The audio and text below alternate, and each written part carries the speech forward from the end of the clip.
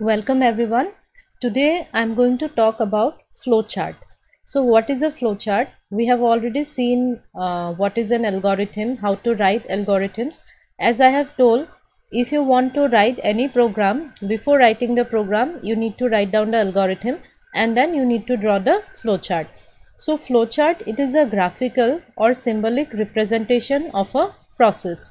So whatever steps you have written in the algorithm, the same steps will be depicted symbolically or graphically in a flowchart. So there are some symbols that we use in a flowchart. So these are the symbols given. So the first one is the start and end symbol. It is a ellipse. Then input or output symbol. Then it is a parallelogram. Conditional or decision symbol. It is a diamond.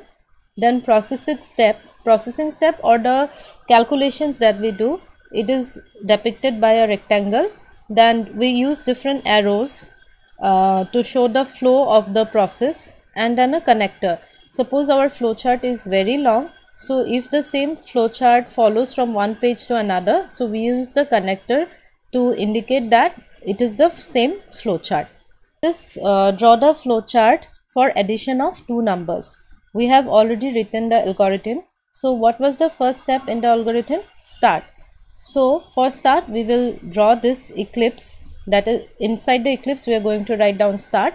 Now second step in the algorithm was read A and B. So read A and B means it is an input that we are taking. So read A and B, we will be writing it within the parallelogram. So here I have written input number 1 comma number 2. You can write down read A and B also because there is no hard and fast rules how to write algorithm or what to write inside a flowchart. So I have written input number 1 and number 2. You can write read A and B. Then next step, if you see the algorithm, it was set sum equal to A plus B. So that is a calculation or a processing step. So we will be writing it inside a rectangle.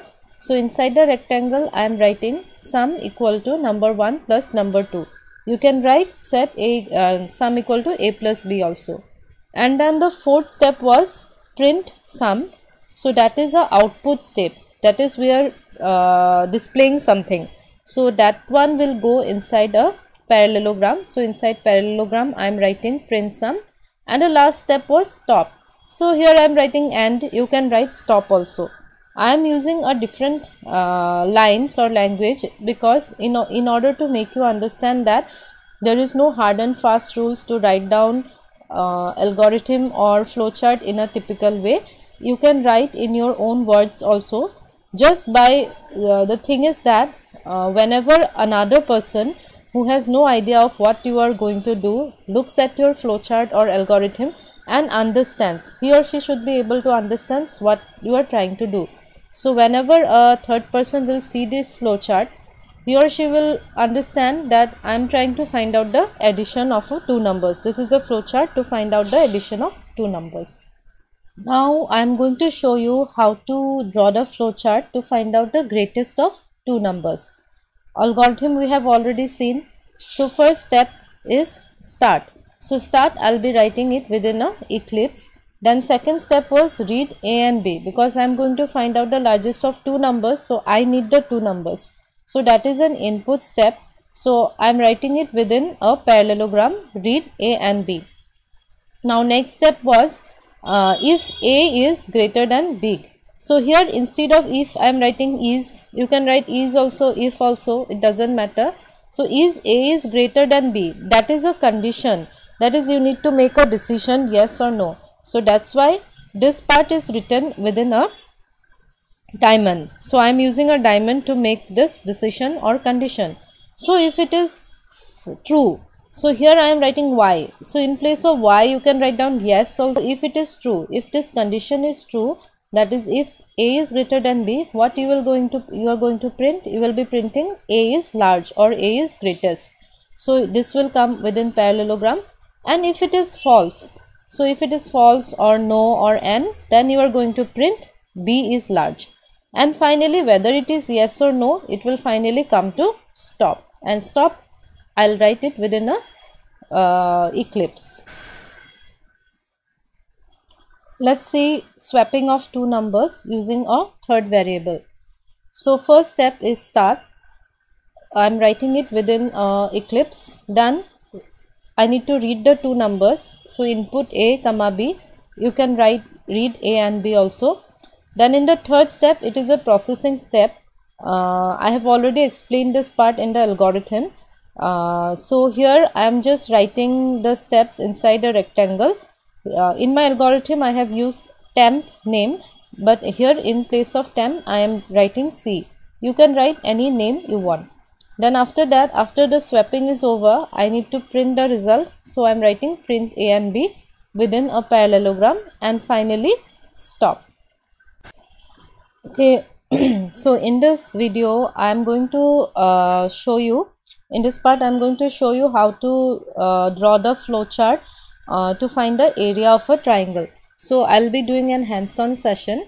So first of all is the start. So for start, let's see the shapes. I need one eclipse, so let us draw the eclipse. Okay, so inside the eclipse I'm going to write start. So next step is I want to find out the area of a triangle. So what is the formula? Formula is half into base into altitude.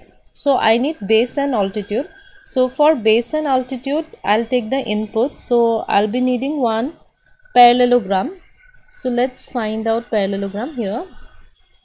So this is my parallelogram.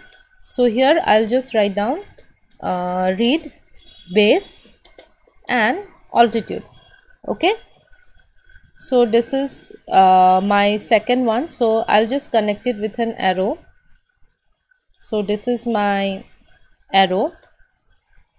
Now what is the next step? I need to do the calculation. That is, I need to set the formula area equal to half into base into altitude.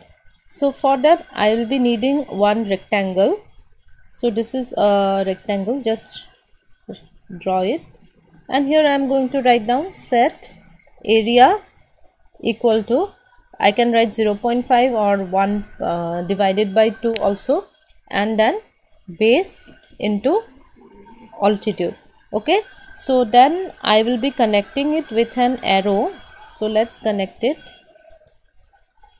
Okay, so my arrows, it's not exactly straight, so while drawing you make it straight.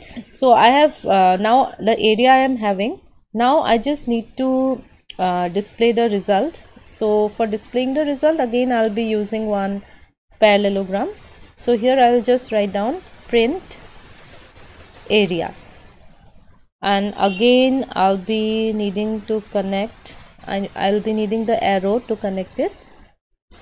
Here is my arrow, and finally I need to stop. So for stop, again I'll be needing the eclipse.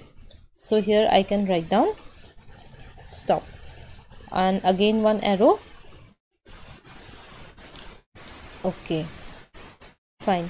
So this is how we draw the flowchart.